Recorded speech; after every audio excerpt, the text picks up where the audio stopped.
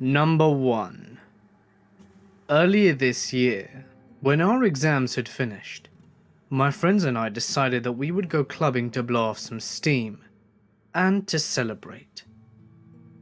The club we decided to go to was one with 3 floors, with each floor playing a different style of music. So as usual, as soon as we were inside, we decided to split up. As it was post-exam season, the club was packed to capacity, so even though a few of us headed to each floor together, we soon got separated. I'm not sure how long I had been dancing for, but eventually, it was so hot, I felt as if I were going to pass out. So I began elbowing my way through the dancing swarm, towards the air-conditioned seating area near the back of the second floor. Obviously, no actual seats were free, so I just stood in the alcove and tried to cool down. One of my friends, Noor, is Muslim, and so for religious reasons she does not drink, and she definitely does not hook up. She would literally only go to clubs in order to spend time with us and dance. That night she had joked that we were the teetotal twins, as I was banned from drinking due to just finishing up a course of antibiotics. I'm a medic, so I know not to cheat, as I'm not exactly a fan of contributing to the rise of superbugs. With all of this in mind, you can see why it would have caught my attention when I saw her being piggybacked by a tall guy with messy light-coloured hair, who was built like a rugby player. I called her name, but obviously, I could have been screaming directly in her ear and she wouldn't have heard me at the club. I ran after them and grabbed the guy's t-shirt, yanking him to a halt. He turned around, and as he did, I saw Noor's head flop back. She was completely out of it. "Is she alright?" I yelled, pointing at her. The guy laughed and nodded. Yeah, she's just had a few too many and passed out." I can't quite describe the feeling that hit me at that instant. The closest I can get is the jarring jolt of panic that rips through you when you wake up in the morning, check your clock, and realize you slept through your alarm. Noor didn't drink. Does she want water or something?" I said. "Nah, it's cool. I'll just take her back to mine and let her sleep it off there." "I really think she needs water first," I said. At this, the guide takes a step away from me and said that she was a total lightweight and how it happened all the time. "It's alright. She's my girlfriend," he said. I just stared at him for a second and wondered what the hell I should do. I knew I couldn't fight this guy as he was about 3 times my size, but I sure as hell wasn't going to let him take my friend anywhere. But in the time it would have taken me to explain what was going on and ask for help from strangers, he'd be gone, and probably have taken Noor with him. I tried to stall him for time. "Listen, mate, I'm a medic, and she looks seriously dehydrated. Why don't you sit down with her for a second and I'll go get a glass of water?" "I only live round the corner. It's cool," he replied. "Let me just try and wake her up before you leave, okay?" He hesitated for a second, but finally nodded, and together we managed to persuade someone to move, so that he could set her down. "Wait here, okay?" He just nodded. I set off as though towards the bar, but as soon as I was obscured by the crowd, I made a beeline for the entrance to the second floor, where I knew there was always a bouncer on guard. I tried not to sound completely hysterical, as I yelled over the music to him that my friend had been drugged, and some guy was trying to kidnap her. He told me to calm down, and looked at me as though I were completely insane. Screaming, "I'm sober," at someone is probably one of the least convincing things to say, in order for them to believe what you're saying is true. I was in a panic, as I realized I shouldn't have left Noor alone with that guy. "Please just come with me."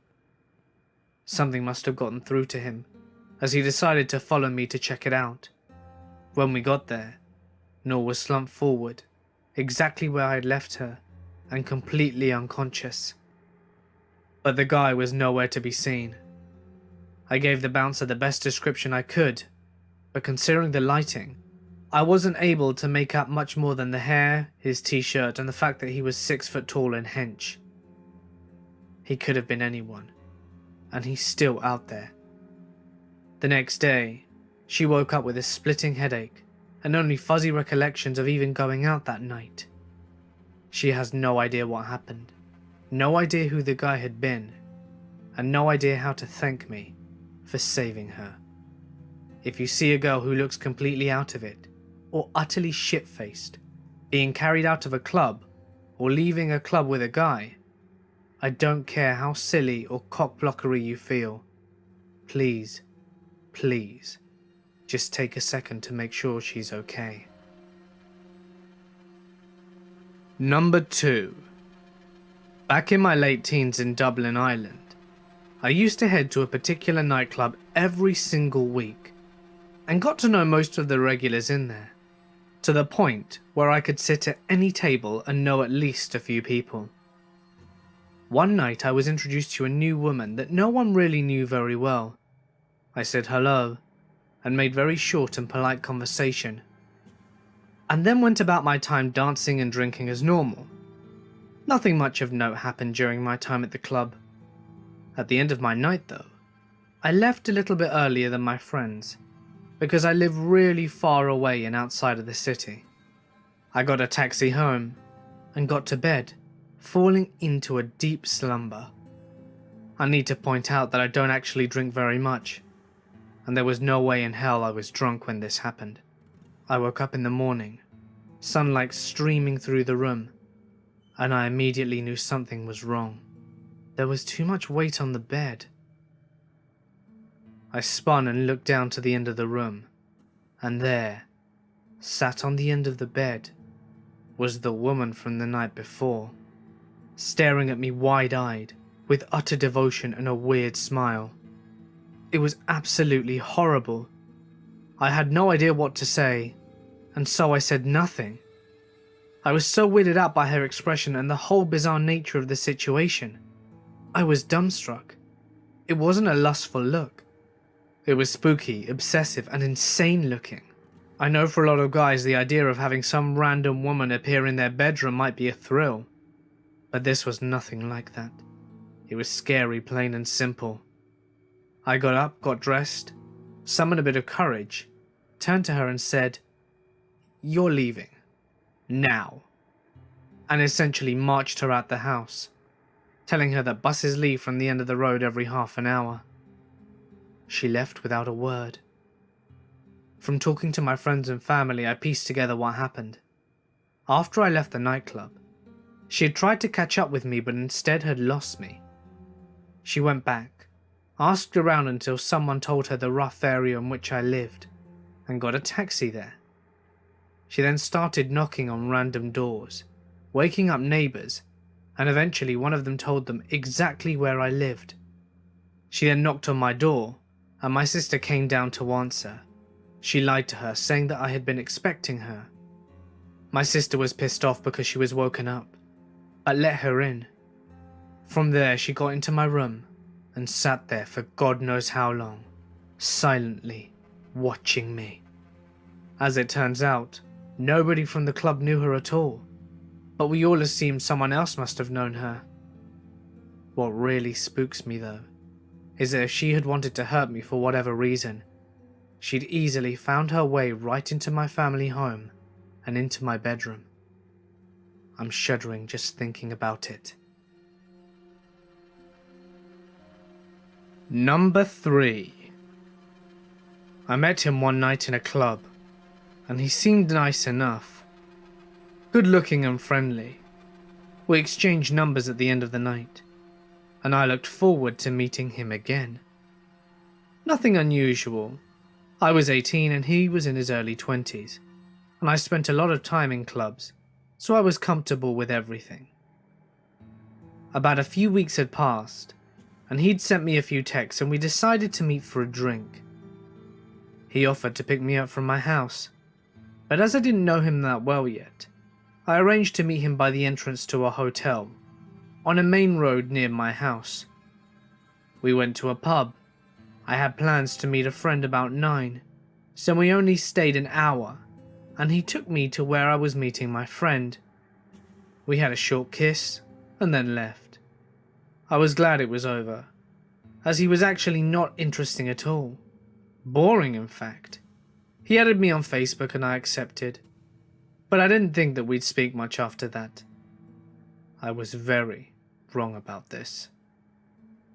A month or so had passed, and we didn't meet again until one night out in our town where we met by chance. He told me he couldn't stop thinking about me. I was drunk and foolishly kissed him as we parted ways again. A couple of days later, it says on Facebook that he's in a relationship. At least this meant he wasn't interested in me anymore, I thought. However, it was not long after that he sent me a text that read, "I am obsessed with you." I told him to stop at this point as he had a girlfriend. He passed it off as just being flirty and told me to get over it. For about 6 months after this, every few weeks he would text me. After the first message happened, he sent incredibly graphic details about how he wanted to have sex with me. I deleted him on Facebook and kept asking him to stop. Sometimes he would include naked photos too. Keep in mind that I never got any further than a kiss with this guy. He texted me once about 10 months into our relationship whilst on holiday with his girlfriend, and told me that he wished it were me, not her. Again, I told him to stop. Each time I turned him down. He'd get annoyed and tell me that he'd never wanted to speak to me again. But sure enough, it was usually less than a month.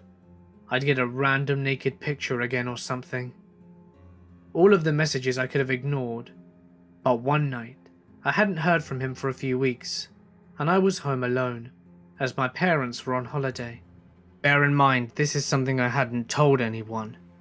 Around 1 AM my phone rings, and it's him, so I hang up. These texts followed. Him: "Hey, let me in, I'm outside your house." Me: "No you're not, leave me alone." Him: "I am. I know you're alone. Let me in." Me: "No, leave me the hell alone, I'm not home alone anyway, you're wrong, you don't even know where I live." Him: "I do, I'm outside your house. Your room is the one with the red curtains," which is correct. Me: "No it isn't, and you've never been to my house." Him: "I picked you up the first time we went out." Me: "From about 10 minutes away from where I live, you've never been to my house." I take the opportunity to look out my bedroom window, and there was no one to be seen. Him: "I just saw your curtains move. Let me in." I ran around the house and turned off all the lights. I don't know why. I guess I just thought it would scare him off. Him: "You just turned off all the lights. I know you're there." I was crying a lot now, and the last text I sent was, "Leave right this second, or I'm calling the cops. If I ever see you, hear from you again, or have any contact with you again, I will call the police." His reply: "You don't need to be a bitch about it, I'll go." I didn't ever hear from him again, but the whole thing almost lasted 2 years from that one very short date. I still get really nervous when I see someone who looks similar now. I still don't know how he knew where my house was, or that my parents were away that night, and I can only assume that he'd followed me. Number 4. I used to drink at a certain pub in Glasgow, and go on to a nightclub after. The pub was populated by bikers and other heavy music fans, and this one guy that wore pale blue jeans and a white iron shirt totally didn't fit in. Now I'm an antisocial girl, so I would sit in the pub with a book. I liked a pint, music, and having people around. I just didn't like talking. White shirt man kept trying. He would nod at me whenever I looked up, try to buy me a drink. I went to the bar several times and he sat at my table trying to start a conversation. And apparently saying sorry I'm not interested didn't mean a thing to him. A few days later I'm back, and I was really dressed up because I felt like it. Creepy white shirt guy kept trying to catch my eye. When I walked around to the nightclub, he followed me persistently trying to get my attention. All night this dickhead followed me. The club had 3 floors and was packed, but this guy would even wait outside the loos if I went in. One friend I left my drink with later admitted he put it down on the bar for a while. After a while I started feeling odd. Very odd. I was dizzy, sweating, shaking, and decided I must be coming down with something and headed home. I don't remember going down the stairs, but apparently white shirt guy followed me. However, the bouncer stopped the creep getting to me when he tried saying I had too much to drink. I used to run pubs. The bouncer knew that I knew my limits, and that I wasn't drunk. I was ill.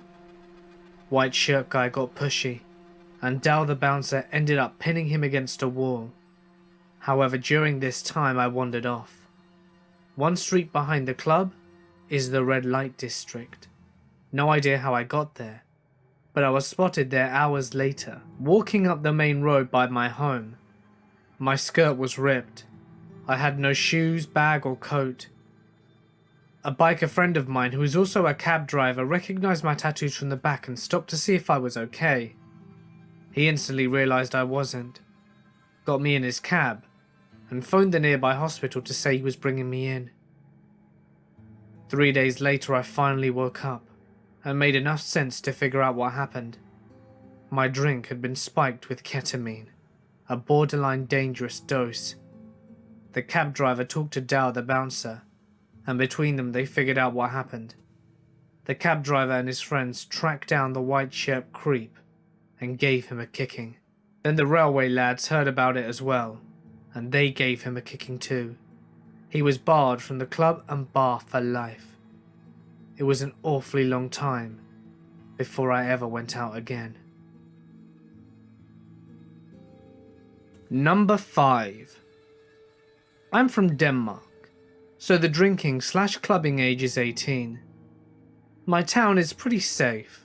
I live in a province town that isn't huge, but it's not small for a Danish town, with a population of around 70,000. It all started with my cousin and I had a rough day, and felt the need to go out for the night. My cousin often goes out and she's pretty used to it, whilst on the other hand, I'm an introverted nerd, and am as soft as a marshmallow. It was around half midnight when my cousin and I were walking towards the club, in almost complete darkness. Nothing special at this point. When we're halfway towards the club, I see 2 guys walking up behind us, and when they walk past us I comment to my cousin that I liked one of the guy's shirts. It was a funny shirt saying, "Single." Me and my cousin laugh.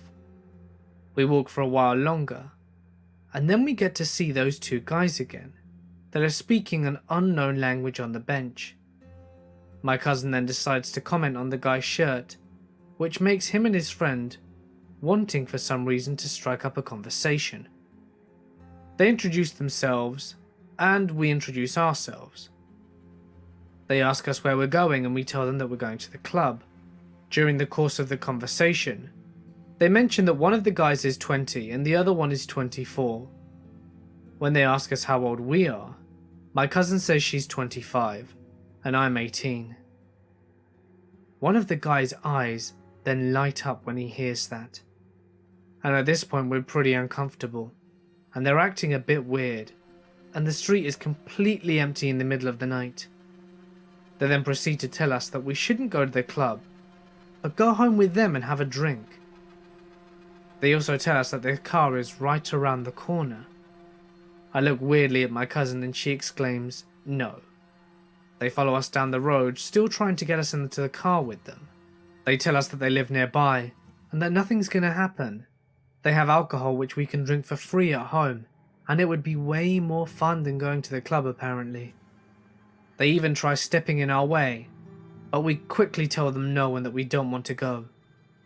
Nonetheless, they were still pretty tall big guys, and I was feeling intimidated. They go towards their car, and we continue towards the club, unknowing that we should be seeing them soon again. My cousin tells me she's hungry, so we go to a little pizzeria down from the road where the club is. We get our food and sit down to eat, and towards the end of our meal, we spot the two guys looking in whilst walking past the pizzeria. They then return, but start talking with someone outside the place whilst we eat our last bite and walk out. As soon as we walk out, they start following us again. We get into the club, order a drink, and sit down at the booth. 2 minutes go by and the guys walk in. They look over, order the exact same drinks as us, and start walking towards us. I'm too slow, and the guy with the shirt sits down next to me, but my cousin reacts faster and blocks the seat from the other guy from sitting next to her. So he just stands next to her, and they say something in their unknown language to each other again. They started asking us weird questions, and the guy in the shirt moved his hand up my leg, causing me to shake him off. They keep persisting that we should leave the club and go back with them to have some fun. My cousin looks at me, and the guy keeps moving his hand up my thigh. I tell him no and that it's not gonna happen. After this we're going home and that's that. My cousin then proceeds to show them her boyfriend. He's covered in tattoos and looks pretty scary. I think to myself, what the hell am I gonna do now? I have no boyfriend. He asks me if I have a boyfriend. I panic and tell him that I do, and I show him a picture of my best friend. And I also tell him that my dad is coming to pick us up. He keeps saying no. It doesn't matter that you have a boyfriend. We won't tell anyone. Don't worry. We'll drive you home afterwards. Just come home with us. He says this as he gets closer and closer. My cousin then has a great idea. She tells him that we'll call our boyfriend so that we can all have fun together. We leave for a bit to pretend to call her boyfriend and mine, and then we go back, and they're gone. What my cousin then told me sends shivers down my spine. The guy who was mostly talking to her was trying to get her alone and away from me, because he said that they would have an even better time if it were just both of them and me. I know what they were planning to do to me wasn't good, and I'm so glad that neither of us bought into their bullshit. So creepy guys at the club, let's not meet again.